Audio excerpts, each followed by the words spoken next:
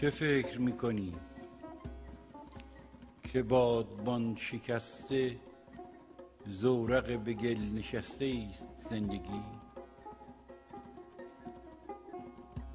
در این خراب ریخته که رنگ عافیت از او گریخته، به بن رسیده راه بسته است زندگی. چه سهمناک بود سیل حادثه که همچو اژدها دهان گشود، زمین و آسمان ز هم گسیخت، ستاره خوشه خوشه ریخت و آفتاب در کبود دره‌های آب غرق شد. هوا بد است، تو با کدام باد می روی؟ چه ابر تیره‌ای گرفته سینه تو را که با 1000 سال بارش شبانه روز هم دل تو وا نمی شود.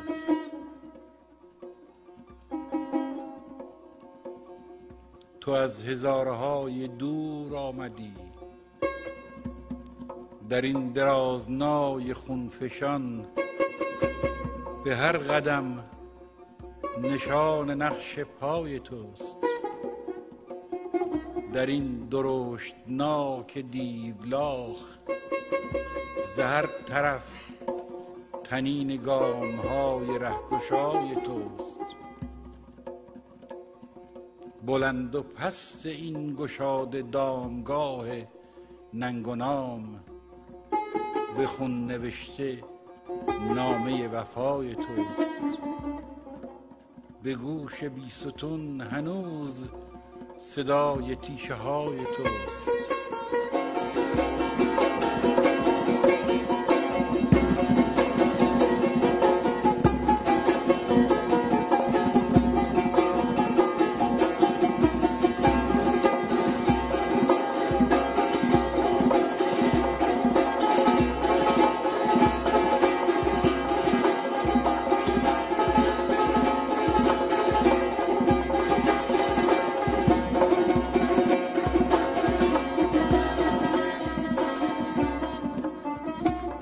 تازیانه ها که با تن تو تاب عشق آزمود، چه دارها که از تو گشت سربلند. زهی شکوه قامت بلند عشق که استوار ماند در هجوم هر گزند. نگاه کن هنوز آن بلند دور، آن سپیده، آن شکوفه زار انفجار نور، کهربای آرزوست. سپیده ای که جان آدمی هماره در هوای اوست. به بوی یک نفس در آن زلال دم زدن، سزد اگر 1000 بار بیفتی از نشیب راه و باز رو نهی بدان فراز.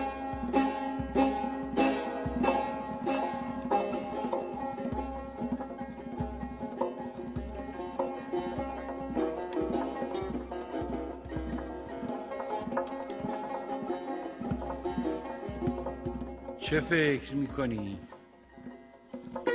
جهان چه آبگینه شکسته است که سرو راست هم در او شکسته می نماید. چنان نشسته کوه در کمین دره‌های این غروب تنگ که راه بسته می نماید. زمان بیکرانه را تو با شمار گام عمر ما مسنج.